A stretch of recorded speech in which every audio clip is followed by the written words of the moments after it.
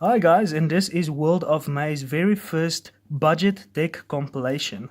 Now, I've went on the internet and I've seen some deck compilations of other guys and their deck compilations is just terrible. So I will be doing my own budget deck compilation with the Lair of Darkness deck. Now, in America it usually costs $10 per deck, and here in South Africa it costs $180 per deck. 180 Rand per deck. So 3 decks costs about 540 Rand, which is a lot of money in South Africa. But anyway, this is the Lair of Darkness deck for $10 or 180 Rand. So let's start. So the first 3 cards is obviously Darkest Diablos. I put 3 of them in there. So this is the boss monster in the deck, and this is very important, and it's a very important key to a lot of your combos.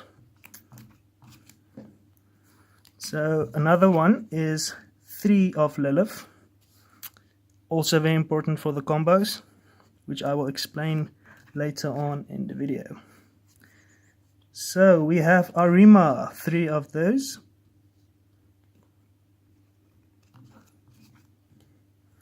And then Lair of Darkness, 3 of them once again. And this is literally the most important card in the game, and I will be showing you how to use them properly in combinations later on. So I have 3 Duke Shades,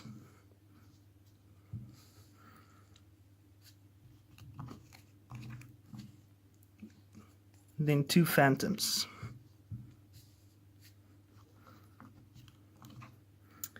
then I have 3 Stygians,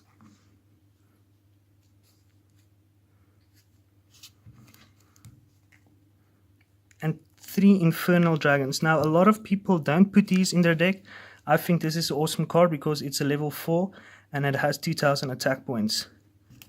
So that could work very well in combinations as well. Then I have 2 Legendary Magus. This is a great boss monster or boss defeater late in the game. So this is for later in the game, not early, but this will help you once you are in trouble. Next I have 1 Tour Guide. And a lot of people don't put these in their deck. Absolute Kings. I don't know why. I think this is a really great card. This is for...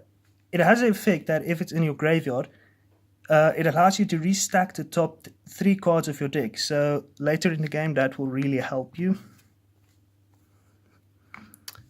1 Karibo Bandit.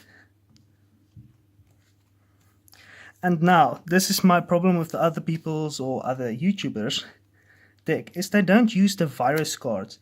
Like, for some reason, they keep on putting Mind Crusher in, and I'm like, no, that's not good, so let's start with the virus cards. I have 2 Grinning Grave viruses. Awesome card. Well done, Konami. It looks beautiful. Then 2 Deck Devastation viruses. And 2 Crush Guard viruses. Now for the spell cards, I have only 2 Allure of Darknesses. I limit my spell cards because I really wanted to get the viruses in there, because I think like the viruses with Lair of Darkness is just an amazing combo, and I really don't know why people don't put the viruses in. So yes. Okay, 2 Hand Destructions. Okay. 1 Recurring Nightmare. That's it. That's the 40 cards. The other 3 ones is obviously your cool Torment tokens. Now, for the combos,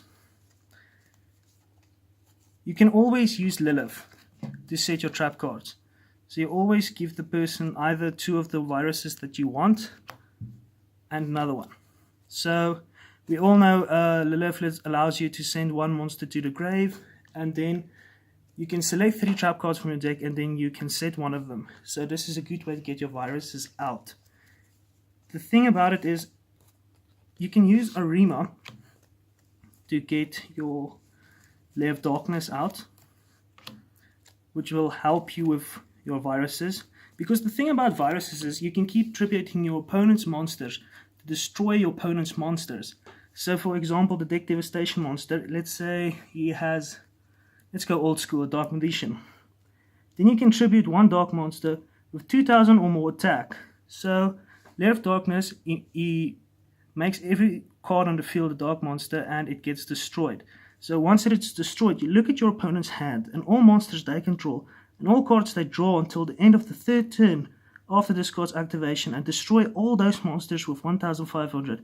So with only this virus, you can literally empty his field, empty his hand, and stop him from playing anything for the next 3 turns. And if you keep using Lilith correctly, you can just keep summoning more and more viruses. So I really don't know why people don't put in the viruses in their decks. And for some reason, they put in Vanity's Fiend without Sinister Yashiro. Like, why would you do that? Like, now you have a monster that you need to sacrifice for, and everything here you have to tribute off. So you'll never get the chance to, like, sacrifice. And without Sinister, you can't play him, because Sinister allows you to play Vanity's Fiend without sacrificing. So I don't know why they do that. So let's just gonna put in a hand together that is a real classic hand, or a great opening in my opinion.